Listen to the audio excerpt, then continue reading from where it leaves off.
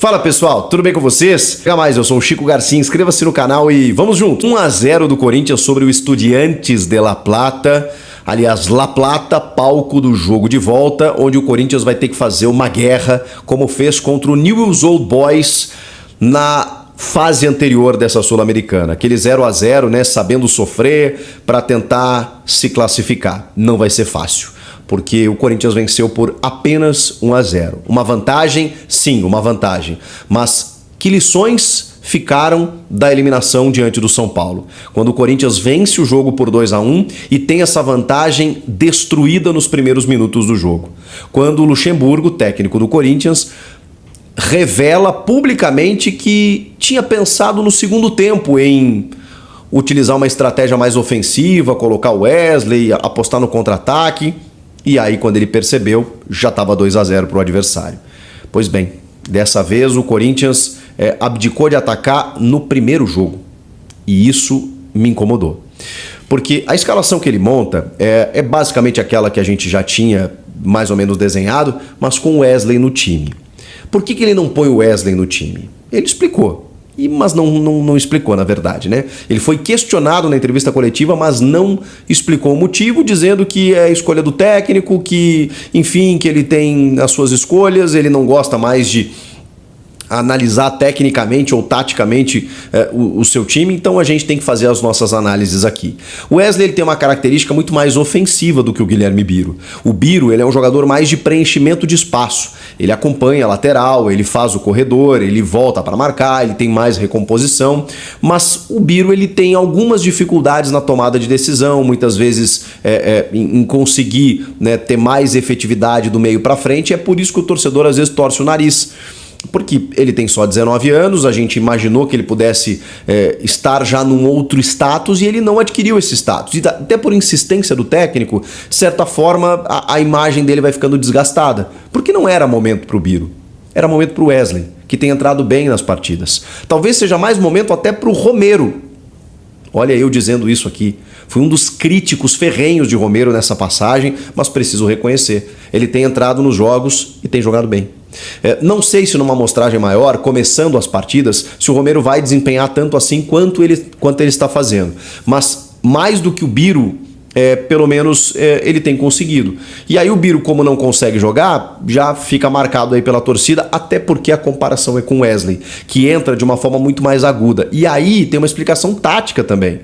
O Wesley, ele tornaria o time mais ofensivo do que com o Guilherme Biro.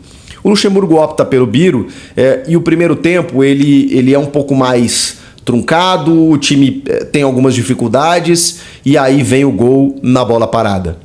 Matias Rojas jogando aberto pelo lado direito dessa vez, depois ele chegou a jogar pelo lado esquerdo, porque segundo o Luxemburgo ele joga em qualquer uma das funções ali do meio, né, direita, centralizado ou esquerda, mas a gente sabe que ele rende mesmo pelo lado direito, cobrando o escanteio magistralmente e o Gil aparecendo na área com muito oportunismo para empurrar a bola para o fundo da rede, ela explode no travessão antes de entrar.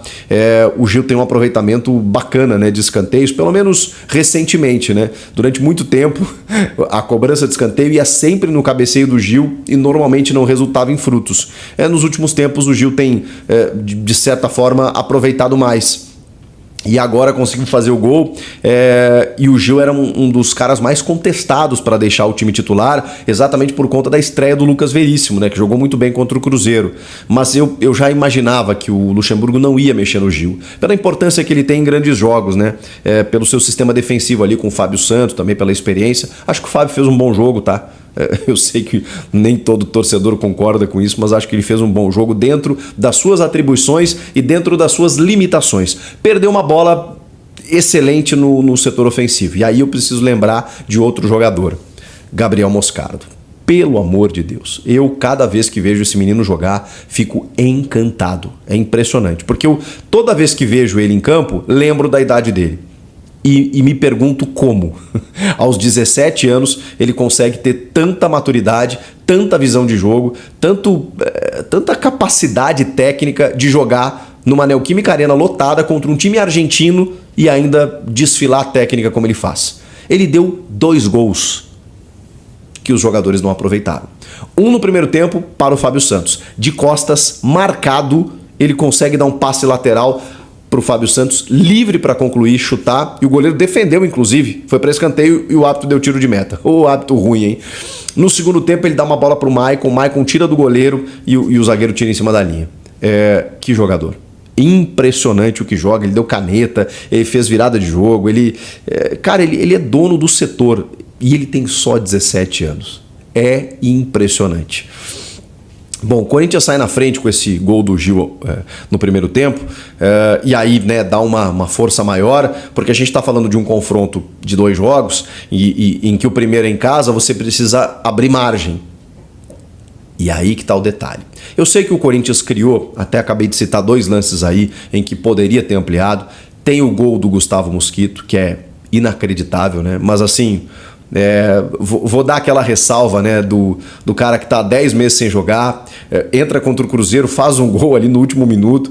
E aí, às vezes o cara perde o tempo da bola, enfim, né? Não sei se ela não quicou antes, o gramado da Neoquímica Arena é maravilhoso, é um tapete, mas às vezes, sei lá, vem uma bola, um passe, né, um pouquinho mais mascadinho, daí ele vai tentar tirar, tem 2 caras à frente dele, mas assim, o gol tá aberto, não tem goleiro, e ele bate a bola, né, isola, a bola sobe demais, vai pro lado, enfim, cara, eu não sei o que ele fez na jogada, numa baita jogada do Romero, tá? Falamos do Romero, baita jogada. De novo ele estaria dando um gol pro Gustavo Mosquito, que não aproveitou, mas assim, foi uma jogada em que ali o Corinthians poderia ter ampliado o marcador.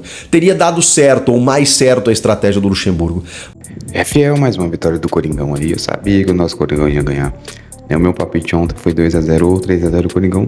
O Timão, os jogadores tiveram várias oportunidades aí de abrir o placar aí, de fazer 2, de fazer 3, até 4, né, Fiel? Só que no primeiro tempo, né, o Timão até que jogou bem, etc e tal. Não foi aquele gol, um gol de bola parada, né, Fiel? Enfim. No segundo tempo, o Coringão, os jogadores, na verdade, né, não jogaram muito bem, né? Foram bem apáticos, né? Como a maioria do segundo tempo, a maioria das vezes que o Corinthians faz no segundo tempo, né? Ele não joga tão bem como no primeiro, certo, Fiel? Não que o Corinthians tenha jogado bem no primeiro, assim, tinha feito um ótimo jogo, etc. Né? Mas o Corinthians não jogou muito bem ontem, Fiel, infelizmente, né?